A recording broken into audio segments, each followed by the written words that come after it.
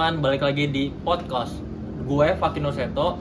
Di sini gue ditemani nama partner gue namanya Dilan. Apa kabar Dilan?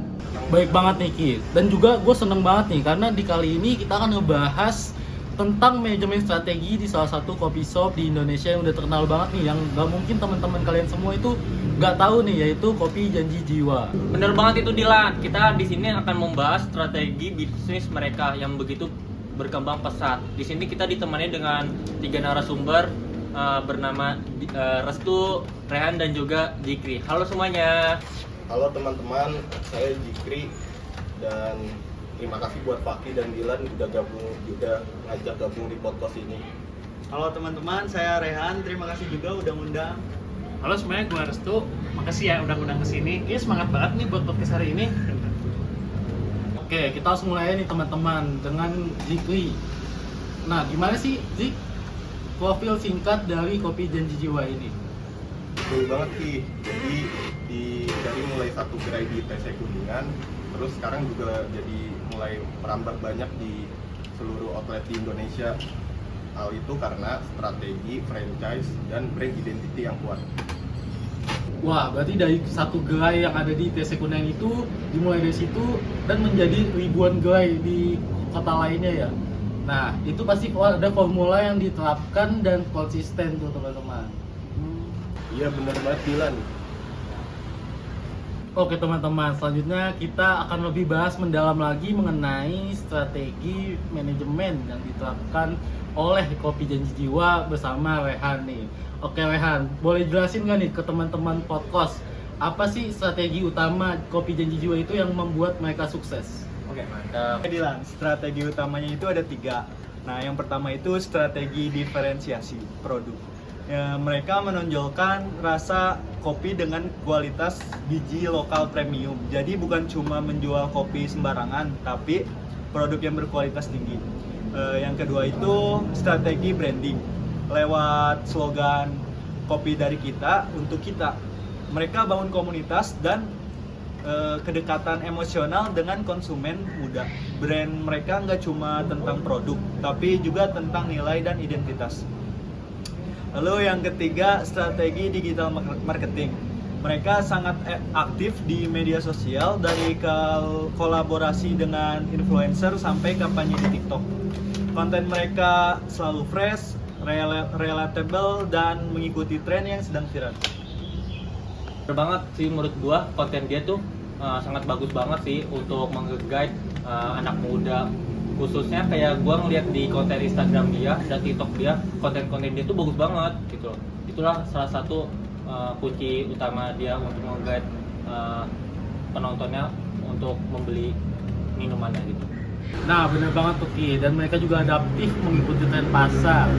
Misalnya kayak dia meluncurkan es kopi susu yang dimana itu sangat disukai nih sama konsumennya, dan itu juga menjadi salah satu menu bestseller mereka, yaitu es kopi susu sahabat. Tepat sekali Dilan, kemampuan untuk membaca pasar dan cepat beradaptasi adalah kunci sukses mereka dalam kompetisi yang sangat ketat. Kalau dari sisi operasional lah, gimana sih Janji Jiwa menjaga kualitas produknya di beberapa cabang atau gerainya? Coba mungkin dijelasin Restu.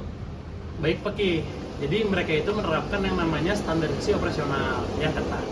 Mulai dari resepnya, bahan bakunya, sampai cara penyajian dibuat seragam melalui sistem pelatihan dan pengawasan yang rutin. Jadi meskipun punya banyak cabang, semua outlet memberikan pengalaman dan kualitas yang sama kepada semua pelanggan. Wah, berarti Janji Jiwa itu sendiri dia nggak cuma ngandelin brand kopinya dia udah kuat aja ya, tapi dia juga punya tim manajemen yang kuat di belakang layarnya itu sendiri. Nah, benar banget bilang. Tapi selain itu, mereka juga memakai sistem yang namanya supply chain, trigenerasi, sehingga pasokan bahan tetap stabil dan efisiensi. Ini tuh sangat penting untuk menjaga konsistensi produk. Tapi mereka nggak berhenti di situ aja. Janji Jiwa ini juga sangat inovatif. Mereka nggak cuma jual kopi, tapi dia juga jual roti seperti Jiwan Toast dan minuman teh. Ini juga menunjukkan bahwa mereka tuh terus mengembangkan produknya mereka gitu. Oke. Strategi diversifikasi produk seperti ini bisa mengurangi risiko kan, karena nggak tergantung hanya pada satu produk aja. Nah, bener banget Pak Ki. Itu adalah aplikasi praktis dan manajemen strategi yang matang. Oke Jikri, lu bisa nggak sih jelasin SWOT dari Janji Jiwa secara singkat? Oke, jadi langsung aja gue jelasin SWOT dari janji jiwa, yaitu yang pertama ada strength, kekuatan, brand awareness yang sangat tinggi di kalangan anak muda, kualitas produk yang terjaga konsisten, jaringan franchise yang luas di seluruh Indonesia, tim manajemen yang profesional dan visioner. Weakness-nya atau kelemahannya ketergantungan pada tren minuman kekinian yang bisa berubah-ubah, risiko kejenuhan pasar di beberapa kota besar, kompetisi dengan brand sejenis yang juga sedang berkembang pesat. Di opportunities-nya atau peluangnya, ekspansi ke luar negeri, khususnya Asia Tenggara, pengembangan produk non-kopi yang lebih luas, kolaborasi strategis dengan brand lain, pertumbuhan tren healthy coffee dan sustainable produk. Di threat atau ancamannya, ada persaingan ketat dari brand sejenis seperti kopi kenangan dan Kore Coffee, fluktuasi harga bahan baku kopi global, perubahan preferensi konsumen, dan dampak ekonomi yang tidak terduga. Nah, itu analisis yang komprehensif banget ya. Berarti Kopi Janji Jiwa ini harus terus adaptif dan berinovasi agar dia nggak kalah saing nih sama pesaingnya dia tadi, yaitu ada Kopi Kenangan tadi disebutkan dan juga Kore Coffee juga nih. Iya, jadi karena perkembangan di kopi di Indonesia tuh sangat dinamis. Kalau mereka diam di tempat aja, persaingan akan cepat nyusul. Nah, pertanyaan terakhir nih untuk Rehan, gimana sih prediksi lu untuk Janji Jiwa ke depannya? Kedepannya perlu memperkuat beberapa hal. Yang pertama itu sustainability strategi, penggunaan bahan ramah lingkungan dan kerjasama dengan petani lokal menjadi semakin penting. Konsumen modern semakin peduli dengan isu lingkungan dan sosial. Yang kedua itu investasi di digital platform. Aplikasi pemesanan dan platform digital lainnya sangat penting untuk mempertahankan loyalitas pelanggan dan memberikan pengalaman omnichannel yang semis. Yang ketiga itu pengembangan talent dan organisasi. Dengan pertumbuhan yang pesat, mereka perlu memastikan SDM yang berkualitas dan budaya perusahaan yang kuat. Betul banget tuh, saat ini tren bisnis nggak cuma hanya modal jualan saja tanpa memerlukan strategi bisnis.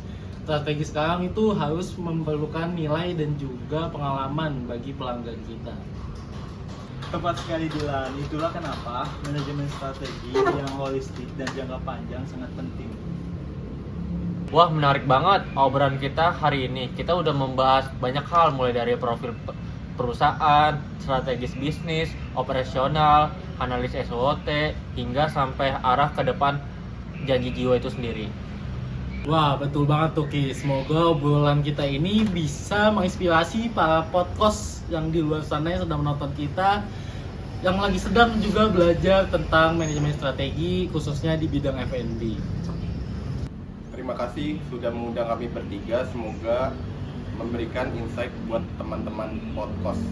Ya, senang bisa sharing bareng kalian semua. Tadi intinya kesuksesan Janji Jiwa bukan kebetulan ya, tapi hasil dari prosesnya dan eksekusi strategi yang matang. Nah, betul banget nih. Kedepannya tuh Janji itu punya potensi untuk maju lagi gitu. Jadi mereka tuh sangat punya potensi yang sangat baik untuk berkembang. Jadi si Janji itu.